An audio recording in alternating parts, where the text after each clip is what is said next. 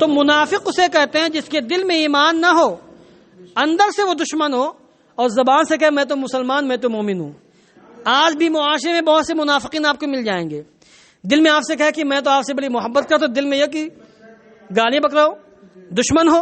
اس زمانے میں بہت سے ایسے تھے جنہوں نے زبان سے اسلام کا دعویٰ کیا، دل سے وہ مسلمانوں کے دشمن تھے۔ تو منافقوں کا سردار تھا عبداللہ بن ابی بن سلول منافق، جس کو رأس المنافقین یا رئیس المنافقین کہا جاتا تھا۔ تو اس نے اپنے دوستوں میں کہا کہ جب ہم مدینہ پہنچ جائیں گے تو دیکھ لینا جو عزت والا ہے وہ ذلت والے کو مدینے سے باہر کر دے گا، معاذ اللہ۔ یقولون لئن رجعنا الی المدینہ لیخرجن الاعز منها الاذل، یہ سورہ منافقین کی آیت کریمہ ہے، قرآن نازل ہو گیا۔ اس نے اپنے آپ کو اعز کہا، یعنی بہت زیادہ عزت والا، اور اس نے حضور رحمت عالم کو اذل کہا، بہت زیادہ ذلیل۔ اذل کا معنی بہت زیادہ ذلیل۔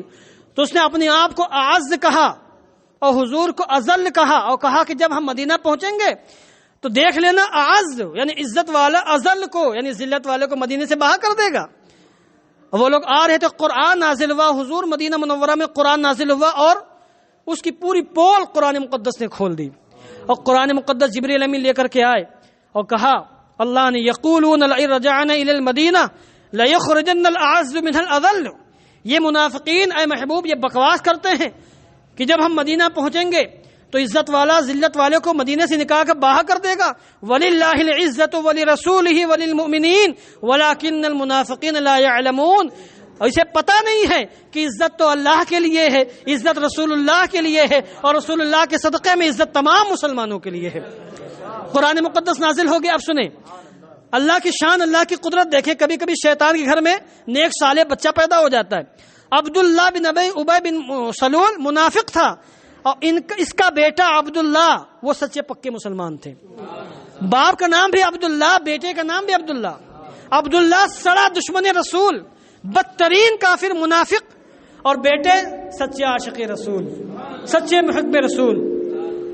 بیٹے کو پتا چلا کہ میرے باپ نے حضور کی شان میں گستاخی کی ہے، میرے باپ نے حضور رحمت عالم کی شان میں نہایت بدتمیزی کا مظاہرہ کیا ہے۔ تلوار نکالی، مدینہ منورہ کے باہر آئے، راستے میں کھڑے ہو گئے۔ یہ ہوتا ہے ایمان کہ اگر باپ بھی گستاخی کرے تو اس کو بخشنا نہیں ہے، بھائی بھی حضور کی گستاخی کرے تو بخشنا نہیں۔ یہ اسلام کا مزاج ہے۔ حضرت عبداللہ بن ابی بن سلول صحابی رسول تلوار لے کر باہر آ گئے۔ باپ آیا، تلوار نکالی انہوں نے اور کہا تمہیں شرم نہیں آتی؟ اپنے باپ سے کہا تمہیں شرم نہیں آتی؟ تم نے حضور رحمت عالم جان عالم کی شان میں گستاخی کی ہے۔ خدا کی قسم جب تک تم توبہ نہیں کرو گے اور تم اپنے آپ کو ذلیل نہیں کہو گے اور حضور کو عزت والا نہیں کہو گے، یہ تلوار میں میان کے اندر نہیں رکھوں گا اور تمہیں مدینے میں داخل نہیں ہونے دوں گا۔ اگر تم نے اپنے آپ کو ذلیل نہیں کہا تو اسی تلوار سے تمہارا سر قلم کر دوں گا۔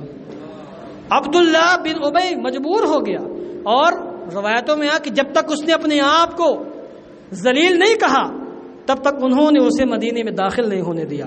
چونکہ حضور نے مارنے سے منع فرمایا تھا، اس لیے عبداللہ نے اپنے باپ کو قتل نہیں کیا مگر مدینے میں داخل نہیں ہونے دیا۔ بعض روایتوں میں یہ آیا کہ عبداللہ نے کہا اپنے باپ سے کہ تو جا حضور کی بارگاہ میں، جب تک تو حضور سے معافی نہیں مانگے گا اور حضور کی بارگاہ میں جا کر مدینے میں رہنے کی اجازت نہیں مانگے گا تب تک میں تجھے معاف نہیں کروں گا۔ اور روایتوں میں ہے کہ جب تک وہ حضور کی بارگاہ میں جا کر اس نے مدینے میں رہنے کی پرمیشن نہیں مانگی تب تک اس کو عبداللہ نے معاف نہیں کیا۔ پتا چل گیا کون عزت والا ہے کون ذلت والا ہے۔ ناموس رسالت کی حفاظت کیسے کیسے قرآن مقدس نے کی ہے کہ ایک بدبخت نے گستاخی کا کلمہ کہا اور حضور کو کہا کہ وہ اذل ہیں، عزت والے نہیں ہیں، تو قرآن مقدس نے اس کی تردید کرتے ہوئے کہا کہ عزت والا منافق نہیں ہے، عزت والا تو اللہ ہے، عزت والے رسول اللہ ہیں، اور بلکہ حضور کے صدقے میں عزت والے وہ تمام انسان ہیں جو حضور کے دامن سے وابستہ ہیں، جو حضور کے غلام ہیں۔ تمام مومنین کے لیے عزت ہے۔ ولید بن مغیرہ بہت بڑا بدبخت کافر تھا اور کفر ہی پر اس کا خاتمہ ہوا۔ ہم اس کا نام لے کر کہہ سکتے ہیں کہ اللہ ولید بن مغیرہ پر لعنت بھیجے، کفر پر خاتمہ ہوا اس کا۔ یہ حضور کی بارگاہ میں آیا، کہا اے محمد عربی تم مجنون ہو، معاذ اللہ۔ اردو زبان میں پاگل بولتے ہیں، عربی میں اس کے لیے مجنون کا لفظ آتا ہے۔ فوراً قرآن مقدس کی آیتیں نازل ہوئیں اور سورہ قلم نازل ہوئی. نون والقلم وما یسطرون ما انت بنعمت ربک بمجنون. غور فرمائے، ولید بن مغیرہ نے گستاخی کیوں کہا اے محمد عربی تم مجنون ہو؟ قرآن مقدس نے کہا اے نون، قسم ہے نون کی اور اس قلم کی اور اس تحریر کی جس کو فرشتے لکھتے ہیں، اے محبوب آپ اپنے رب کے فضل و کرم سے مجنون نہیں ہیں. وَإِنَّ لَكَ لَأَجْرًا غَيْرَ مَمْنُونٍ. آپ کی شان تو یہ ہے کہ آپ کے لیے ایسا اجر و ثواب ہے جو کبھی ختم ہونے والا نہیں ہے. وَإِنَّكَ لَعَلَىٰ خُلُقٍ عَظِيمٍ. آپ تو اخلاق عظیمہ پر فائز ہیں. اس کے بعد چند آیات کریمہ اور بھی ہیں حضور کی عظمت و شان قرآن مقدس سے بیان فرمائی. اور پھر جس ولید بن مغیرہ نے شان رسالت میں گستاخی کی اور ناموس پر حملہ کیا، قرآن مقدس نے اس کی پوری پول کھولی ہے اور اس کی توہین کرتے ہوئے، اس کی تذلیل کرتے ہوئے، اس کی تنقیص کرتے ہوئے اور سخت ترین عذاب کی دھمکی دیتے ہوئے قرآن مقدس کے تیور دیکھیں. اللہ فرماتا ہے وَلَا تُطِعْ كُلَّ حَلَّافٍ مَّهِينٍ حَمَّازٍ مَّشَّاءٍ بِنَمِيمٍ مَّنَّاعٍ لِّلْخَيْرِ مُعْتَدٍ نَّثِيمٍ عُتُلٍّ بَعْدَ ذَلِكَ زَنِيمٍ أَن كَانَ ذَا مَالٍ وَبَنِينَ. قرآن مقدس نے فرمایا، اللہ نے فرمایا محبوب آپ اس کی بات سے متاثر نہ ہو، یہ تو مردود بہت جھوٹی قسمیں کھانے والا ہے، یہ تو چغلی کرنے والا ہے، یہ تو غیبت کرنے والا ہے، یہ تو نہایت سرکش ہے، یہ تو حد سے آگے بڑھنے والا ہے، یہ تو انتہائی ذلیل ہے، یہ تو سخت ترین گنہگار ہے، اگرچہ مال و دولت والا ہے مگر سخت ترین گنہگار ہے. اے محبوب اس سے متاثر نہ ہو، اس کی باتوں سے گھبرائے نہیں، یہ تو ولد الحرام ہے، اس کے نطفے ہی میں خطا ہے. عتل بعد ذلک کا زنیم. قرآن مقدس نے فرما دیا کہ یہ زنیم ہے، اس کے نطفے میں کمی ہے. وہ تو اس کی پول کھلی نہیں تھی، لوگ اس کو شریر سمجھتے تھے، اس کو ولد الحرام نہیں سمجھتے تھے. لوگ اتنا جانتے تھے کہ جھوٹا ہے، لوگ اتنا جانتے تھے خائن ہے، لوگ اتنا جانتے تھے کہ یہ جھوٹی قسمیں کھانے والا ہے. لوگوں کو پتا تھا کہ سرکش ہے، لوگوں کو پتا تھا کہ یہ بہت بڑا گنہگار ہے، حد سے آگے بڑھنے والا ہے، نیکیوں سے روکنے والا ہے، مگر لوگوں کو پتا نہیں تھا کہ اس کے نطفے میں کمی ہے، یہ ولد الحرام ہے، یہ چرواہے کی اولاد ہے، اس کی ماں زانیہ ہے اور زنا کے نطفے سے یہ پیدا ہوا ہے. قرآن مقدس نے نہ صرف یہ کہ اس کی مذمت کی، نہ صرف یہ کہ اس کی پول کھولی، بلکہ قرآن مقدس نے دنیا ہی میں اس کے لیے سخت ترین عذاب کی وعیدیں سنائی ہیں. تو قرآن مقدس نے ناموس رسالت کی حفاظت فرمائی. قرآن مقدس پر اگر ہمارا ایمان ہے تو ہماری ذمہ داری ہے کہ ہم بھی ناموس رسالت کی حفاظت کریں.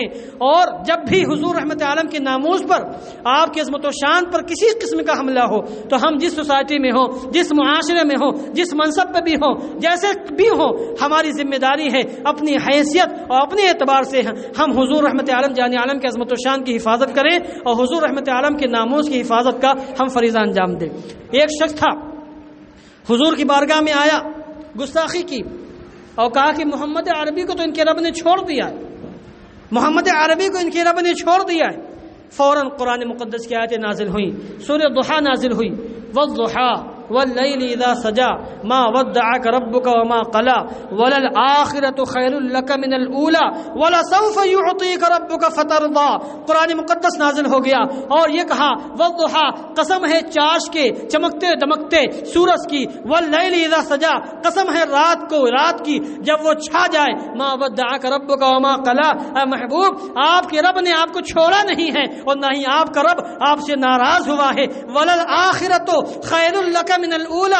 آپ کی شان تو یہ ہے کہ آپ کا ہر آنے والا لمحہ پچھلے لمحے سے بہت بہتر ہے.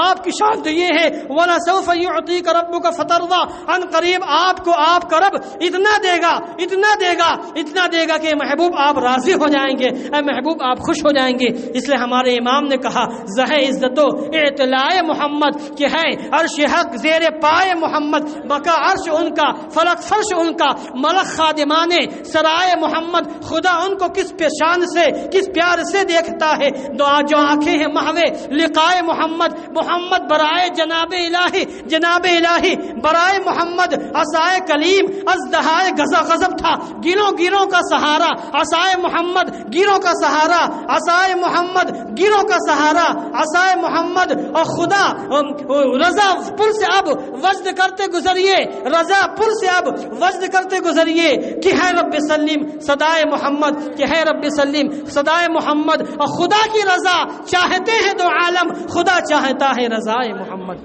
خدا چاہتا ہے رضائے محمد۔ تو حضور رحمت عالم کی ناموس کی حفاظت خود قرآن نے کی ہے، حضور رحمت عالم کی ناموس کی حفاظت خود اللہ نے کی ہے، حضور رحمت عالم کی ناموس کی حفاظت خود صحابہ کرام نے کی ہے۔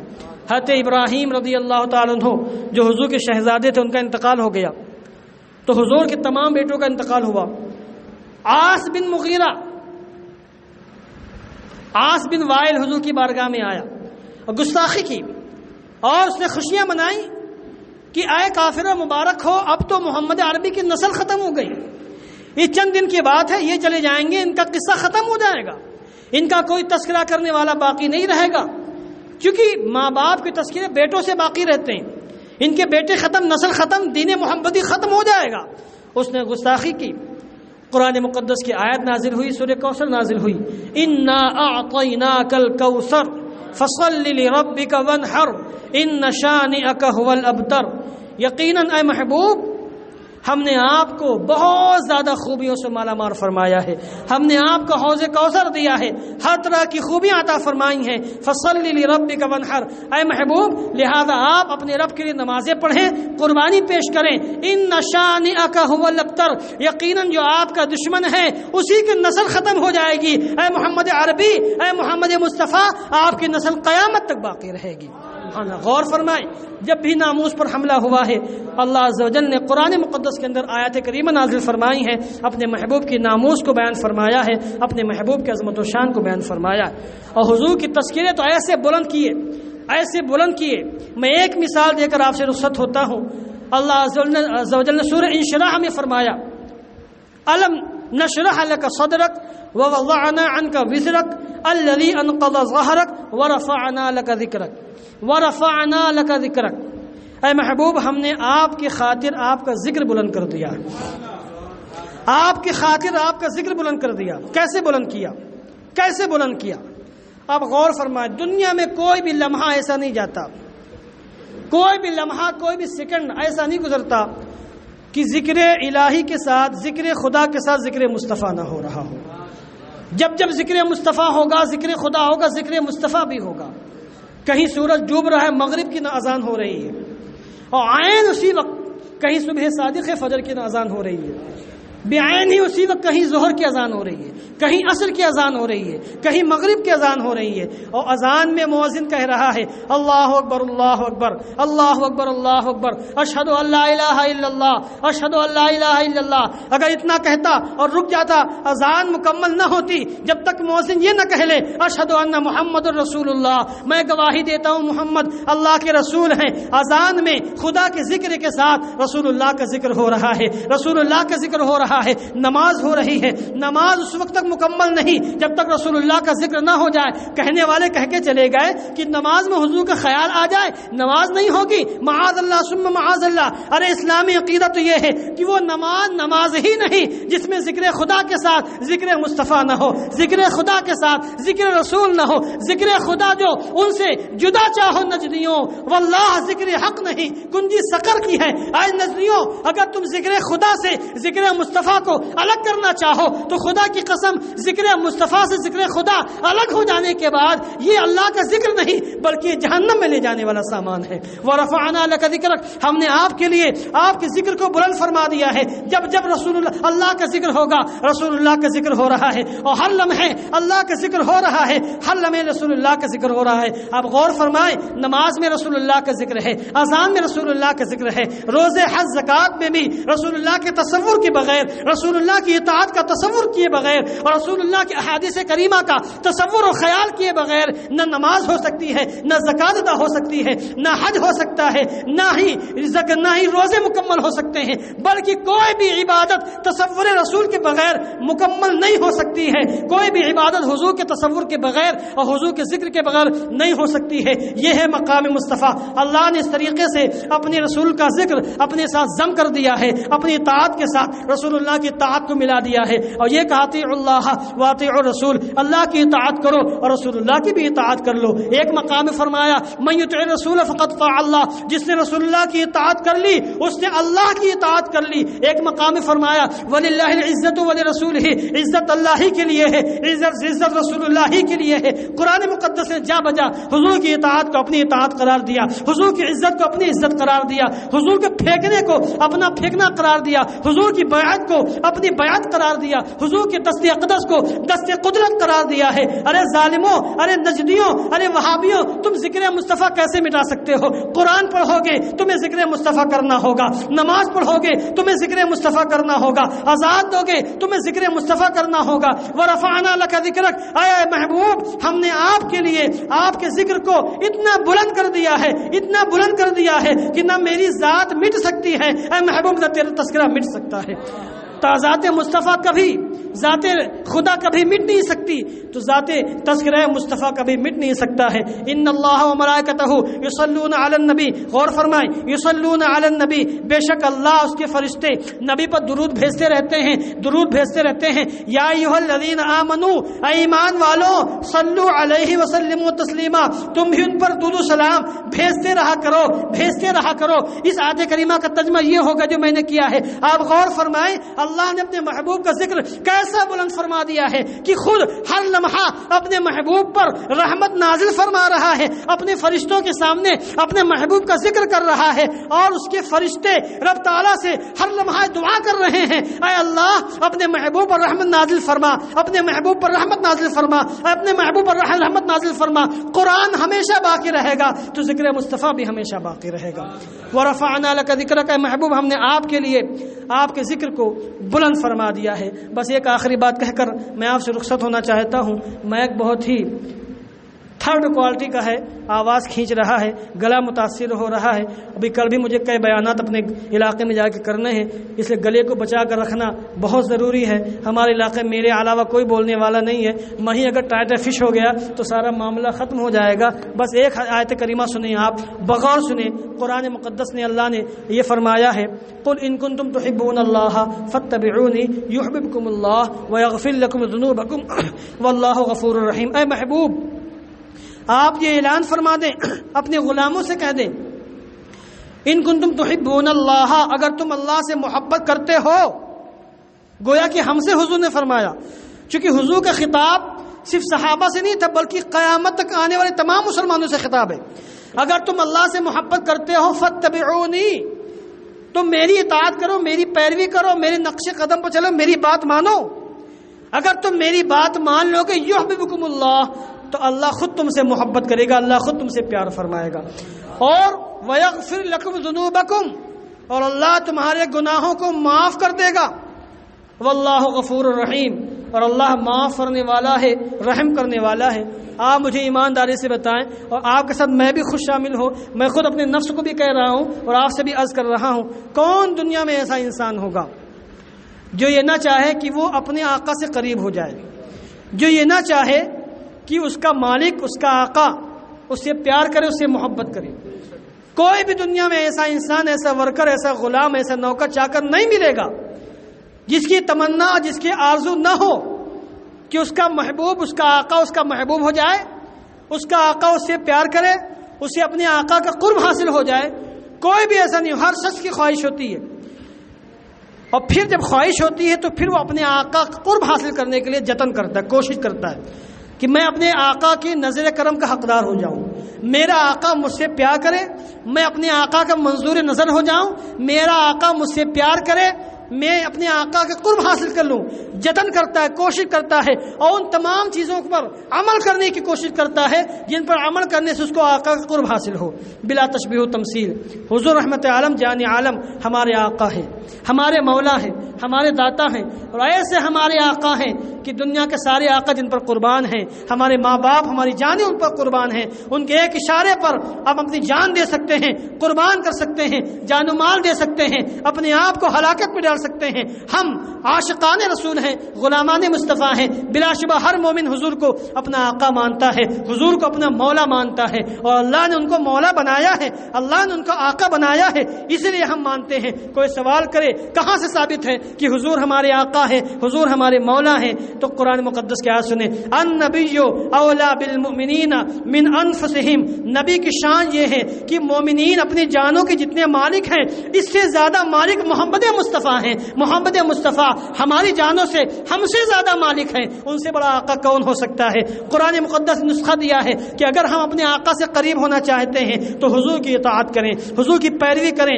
حضور رحمت عالم نے ہمیں جن جن چیزوں سے منع فرمایا ہم باز آ جائیں۔ حضور رحمت عالم نے جو چیزیں ہمیں عطا فرمائی ان چیزوں کو ہم قبول کر لیں، دل سے لگا لیں، سینے سے لگا لیں، اور ان کو اپنی زندگی میں زندگی میں اختیار کر کے ان پر عمل کر کے ہم حضور کی غلامی کا ثبوت دے لیں۔ اگر ہم نے ایسا کر لیا تو ہم رسول اللہ کے بھی محبوب ہو جائیں گے، حضور کے بھی غلام ہو جائیں گے، اور اللہ بھی ہم سے محبت فرمائے گا، اللہ بھی ہم سے پیار فرمائے گا۔ اور یہ کسی اور کا کلام نہیں، کسی اور کا اعلان نہیں، بلکہ خود صاحب قرآن نے، خود اللہ عز و جل نے ارشاد فرمایا ہے کہ اے میرے بندوں